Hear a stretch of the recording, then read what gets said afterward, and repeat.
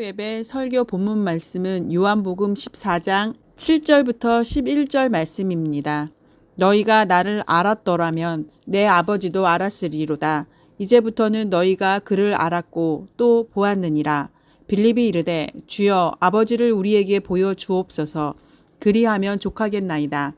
예수께서 이르시되 빌립아 내가 이렇게 오래 너희와 함께 있으되 네가 나를 알지 못하느냐. 나를 본 자는 아버지를 보았거늘 어찌하여 아버지를 보이라 하느냐. 내가 아버지 안에 거하고 아버지는 내 안에 계신 것을 네가 믿지 아니하느냐. 내가 너희에게 이르는 말은 스스로 하는 것이 아니라 아버지께서 내 안에 계셔서 그의 일을 하시는 것이라. 내가 아버지 안에 거하고 아버지께서 내 안에 계심을 믿으라. 그렇지 못하겠거든 행하는 그 일로 말미암아 나를 믿으라. 아멘. 그 일로 말미암아 나를 믿으라. 이것이 하나님의 뜻입니다. 오늘 본문에서 예수께서는 자신을 본 자는 아버지를 본 자라고 말씀하십니다. 그리고 제자들이 또 아버지 하나님을 보여달라는 요청에 참으로 어리석다라고 책망하시고 바른 하나님의 진리를 가르쳐 주십니다. 예수는 성육신하신 하나님, 참 사람이시며 또한 참 하나님이신 분으로서 구약에서 선지자들이 예언하였던 바로 그 모습 그대로의 메시아시며 그리스도이셨습니다. 그래서 예수께서 사람이시며 하나님이시라는 이 진리가 신약에 와서 알려준 새로운 진리가 아니고 구약에 나와 있는 예언되었던 바로 그 모습 그대로의 진리입니다.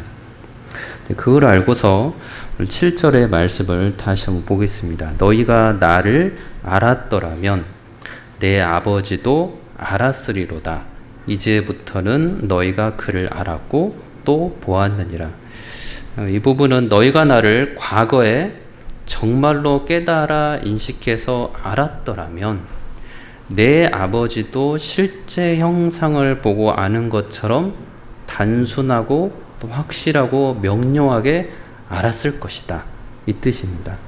그리고 이제부터는 너희가 그 제자들이 곧 하나님 아버지를 알았고 또 너희가 제자들이 그분을 하나님 아버지를 또 보았다라고 말씀합니다. 단순한 이 7절에 담긴 뜻이 참 저희들에게 많은 도전을 주는 부분은 예수께서 실제로 이 땅 가운데 성육신하여 나타나신 사실에서부터 비롯하는 참 위로가 되는 말씀입니다. 예수님은 말씀드렸듯이 제자들이 예수님 자신을 과거의 선지자들이 성경의 선지자들이 예언한 대로 사람이시며 또한 하나님으로서 인식하고 알았더라면 예수님 곧 독생하신 하나님의 아들이시며 또 인자로서 예수님과 또한 아들인 자신에게 아버지가 되시는 하나님을 알았을 것이고 지금 이렇게 제자들에게 말씀하고 있는 동안에도 아버지 하나님을 그들이 이미 알고 있었을 것이다 라고 지적하시며 지금 책망하시는 말씀입니다. 앞부분에 알았더라면의 이 동사는 이해나 또는 인식의 측면에서의 알게 되었다 또는 깨닫게 되었다라는 의미라면 뒷부분에 알았으리로다라는 이 단어는 직관적인 두 눈으로 확인할 수 있는 매우 명료하고 매우 분명한 의미에서의 알았다라는 의미입니다. 그렇게 다시 말하면 예수님이 어떠한 분이신지를 과거에 바르게 깨닫고 이해하고 알았었더라면 아버지 하나님도 바로 그 과거에 또한 예수님을 봄으로 인해서 직관적으로 아는 것처럼 분명하고 명료하게 알았을 것이다라는 의미입니다.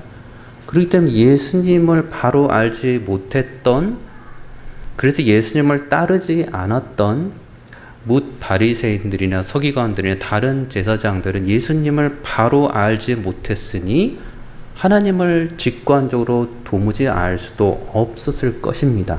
그렇기 때문에 하나님 뜻인 예수님을 조롱하고 핍박하고 십자가에 내몰 때 그들의 양심의 가책이 없었을 것이 당연합니다. 반면에 제자들은 예수님을 온전히 알지는 못하였으나 그러나 그 가운데 예수님이 어떠한 분이신지를 하나님께서 알게 해주시는 그만큼의 사람으로 지내가고 있었기 때문에 예수께서 걸어가신 그 길에 그래도 제자들은 양심의 가책을 느낄 수가 있었다고 성경 우리에게 짐작케 합니다.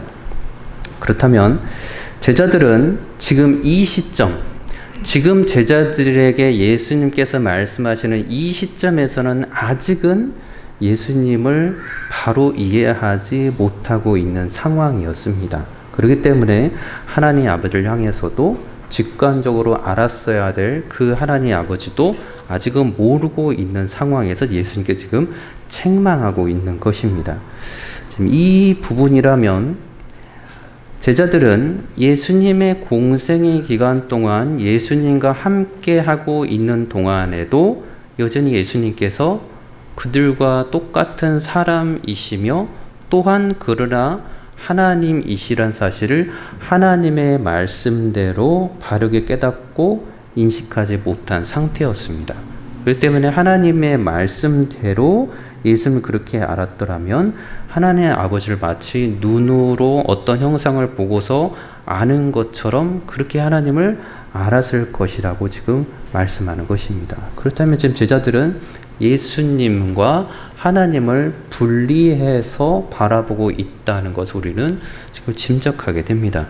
그렇지 않다라는 것을 예수께서 지금 제자들에게 명확하게 알려주시는 것입니다.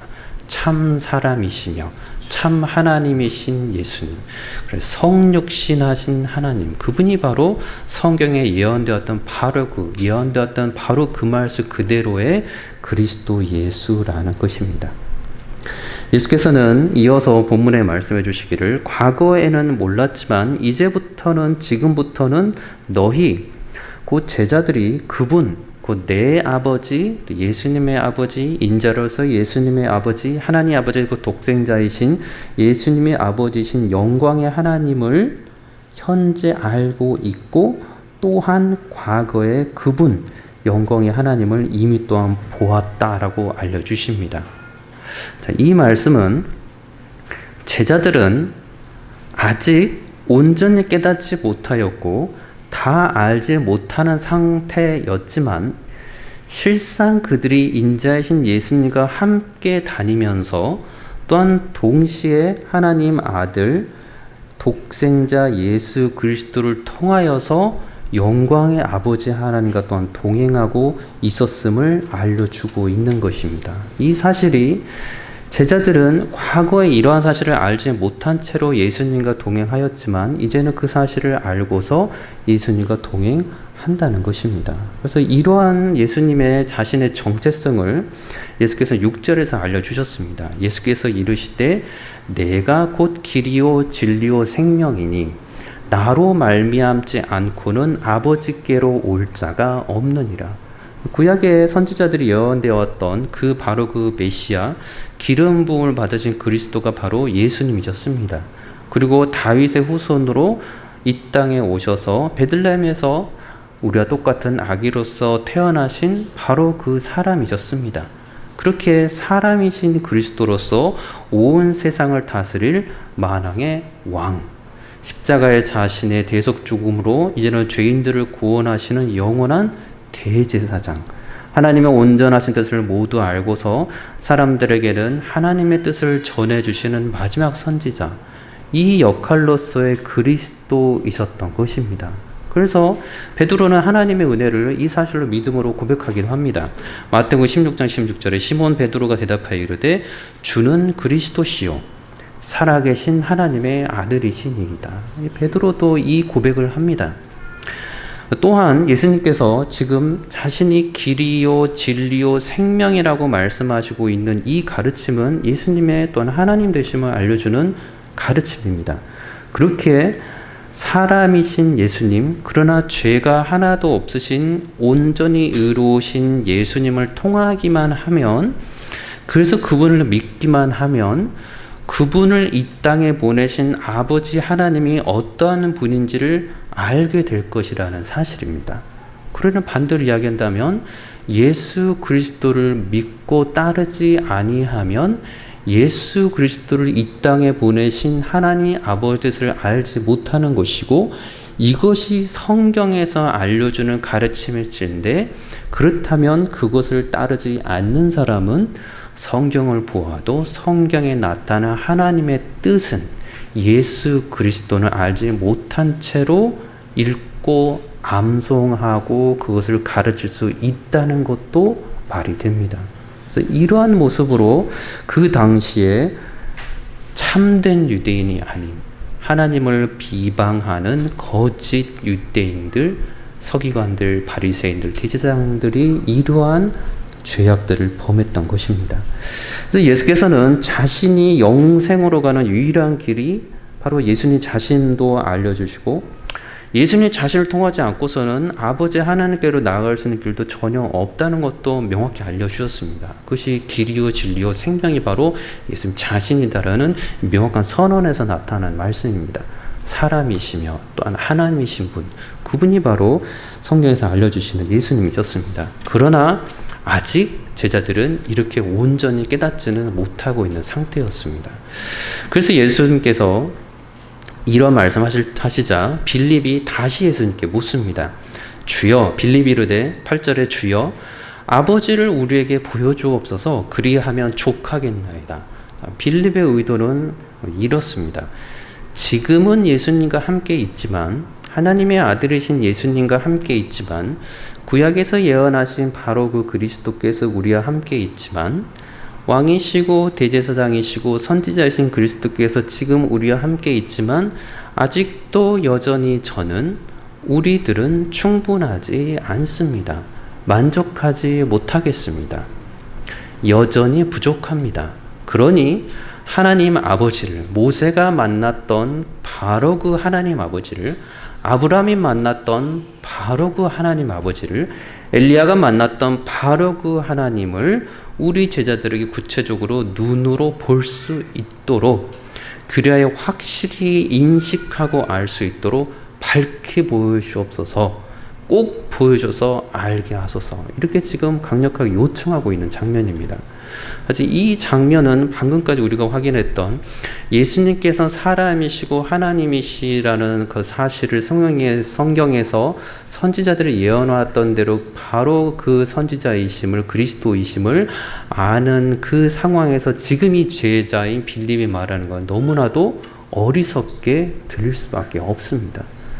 계속해서 예수님과 하나님을 분리해서 지금 바라보고 있고, 예수님을 보면서도 하나님을 보지 못하고 있는 이들의 아직은 어리석은 모습에 예수님께서는 당연히 답답하실 수밖에 없었습니다.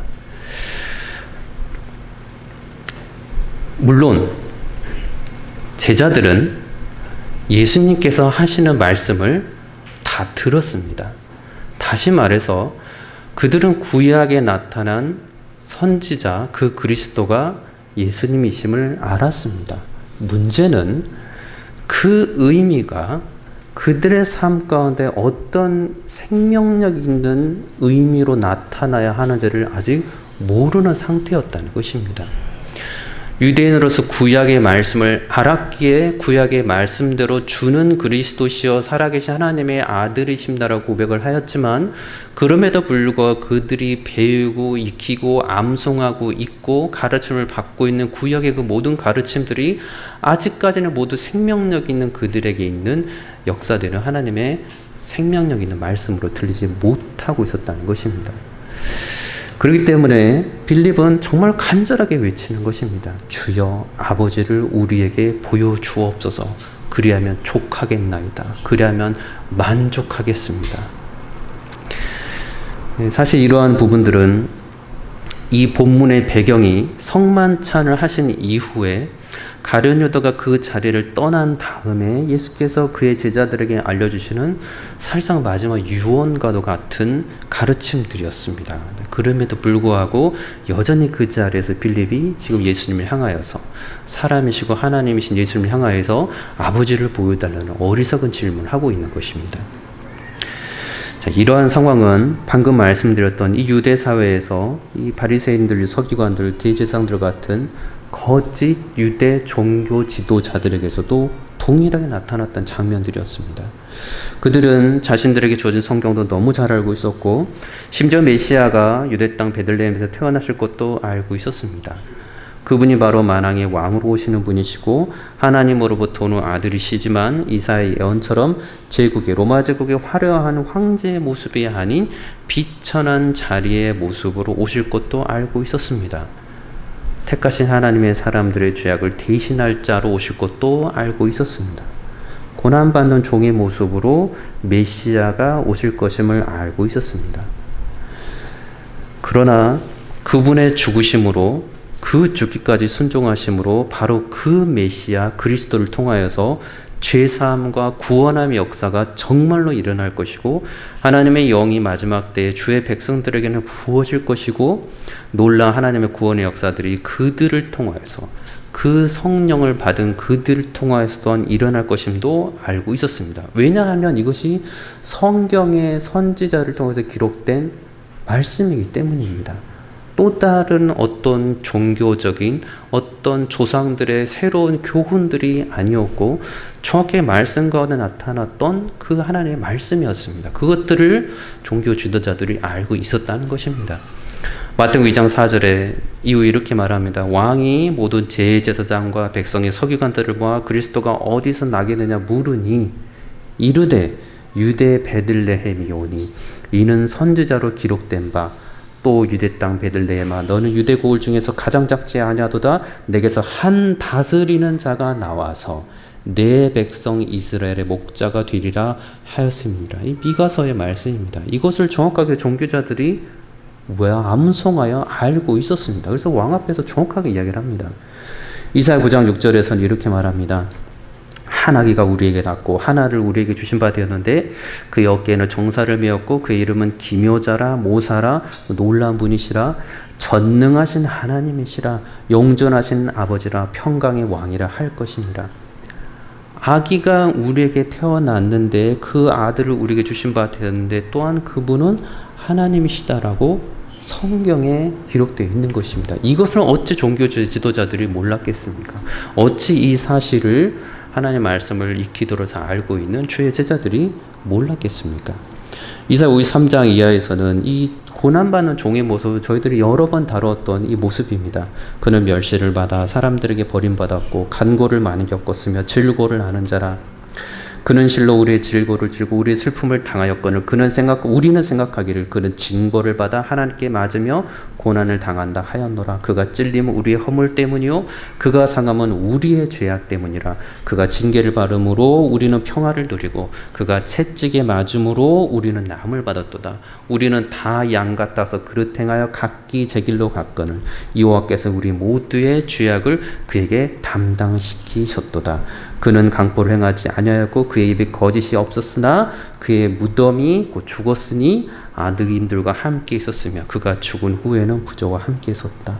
이런 예수 그리스도의 고난받는 종의 모습, 그러나 죽음의 모습, 그러나 다시 부활하실 이 모든 영광스러운 모습, 대속의 모든 그 의미, 이 모든 것들이 새로운 의미가 아니라는 것입니다. 대제사장들이 당연히 알고 있었던 진리의 말씀이었고 서기관들, 종교 지도자들, 바리새인들이 당연히 알고 있는 예수님의 말씀이었고 성경의 말씀이었습니다. 제자들이 알고 있는 예수님이 어떤 분이신가를 알고 있는 모습은 성경에 나와 있는 그 모습 그대로였습니다. 왜냐하면 오실 메시아 그리스도가 성경에 나와 있는 바로 그 모습 그대로이기 때문입니다. 그런데 예수께서 그렇게 십자가에 못 박혀 죽을 것이라고 제자들에게 말하자 제자들이 두려워하게 됩니다. 이 모습이 성경에 나타나와 있는 대로 하나님의 말씀을 받아들이기를 두려워했던 제자들의 모습이었습니다. 여전히 믿음 가운데 주를 따르기는 하지만 온전히 그리스도를 따르지 못하는 자들은 하나님의 말씀을 행하고자 하여 듣는 것이 아니라 들었을 때 자꾸 거부하고 내가 원하는 방향으로 하나님을 섬기고자 하는 것으로 자꾸 빗나가게 된다는 것입니다. 이것이 악한 모습으로는 거짓 종교자들에게서 나타났고 참 신자들에게도 안타깝지만 여전히 하나님의 뜻을 온전히 알지 못한 상태에서 주를 따르는 모습으로 나타났다는 것입니다. 그러나 성경은 분명하게 요한복음에서 우리에게 누구를 가리키고 있는 말씀인지, 구약과 신약이 누구를 가리키고 있는 말씀인지, 무엇을 위한 말씀인지를 알려주셨습니다. 요한복음 20장 31절에 오직 이것을 기록함은, 성경 말씀은 너희로 예수께서 하나님의 아들 그리스도이심을 믿게 하려 함이요 또 너희로 믿고 그 이름을 힘입어 생명을 얻게 하려 함이니라. 이러한 말씀이 성경에 나와 있는 말씀이라는 것입니다. 이 말씀 이대로 믿고 있었던 하나님의 사람들은 감사하게도 성경의 놀라운 고백들을 우리에게 전해줍니다. 구약에서도 하나님을 배웠던 시인들, 시편 23편 1절에 저희들 너무 잘 알고 있는 이 암송 구절입니다. 여호와는 나의 목자시니 내게 부족함이 없으리로다. 우리 주 예수 그리스도를 만났던 다윗은 동일한 고백을 하는 것입니다. 여호와는 나의 목자시니 내게 부족함이 없으리로다. 시편 41편 1절입니다. 하나님이여 사슴이 시냇물을 찾기에 갈급한 같이 내 영혼이 주를 찾기에 갈급하나이다. 그리스도를 만나고 그리스도를 통해서 하나님을 만났던 메시아를 바라볼 수 있었던 그 다윗은 동일하게 놀라운 고백들, 주를 찾게 내가 갈급한다라는, 세상을 찾지 않겠다라는, 내 의지가, 내 구원이 오직 여호와께로서, 오직 하나님께로서 말미암다는, 그래서 나는 하나님으로 만족한다는 고백을 했던 것입니다. 자, 이런 고백들을 아직 온전히 하고 있지 못하는 빌립을 향하여서 예수께서 책망하시면 다시 한번 말씀합니다. 예수께서 이르시되 빌립아 내가 이렇게 오래 너희와 함께 있을 때 네가 나를 알지 못하느냐. 나를 본 자는 아버지를 보았거늘 어찌하여 아버지를 보이라 하느냐. 빌립을 예수님과 공생의 기간 동안 계속해서 동행하며 다녔던 사람이었습니다. 예수님께서 어떤 기적을 베풀었는지, 어떤 이적들을 베풀었는지, 그것들이 어떻게 구약의 말씀과 예언한 것과 똑같은지, 어떤 길을 예수께서 갈 것인지, 예수께서 복음을 전할 때마다 어떻게 사람들이 대적하고 핍박하고 있는지, 그게 정확하게 하나님의 말씀대로, 그리스도가 하나님의 말씀대로 동일하게 그리스도가 핍박받고 또는 하나님을 따르는 사람으로부터 영광받고 있는 것을 성경 그대로 보았던 것입니다. 그래서 이렇게 오랫동안 나와 함께 있었는데 어찌하여 나를 알지 못하느냐라고 말씀하는 것입니다.